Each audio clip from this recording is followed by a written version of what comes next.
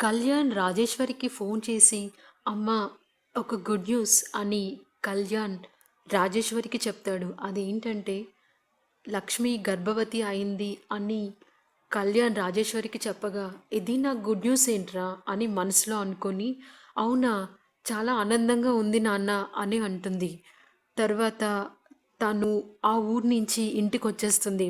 ఒక్కసారిగా ఇంట్లో వాళ్ళందరూ తనని చూసి ఎలా జరిగింది ప్రయాణం జరిగిందా అని అడుగుతారు.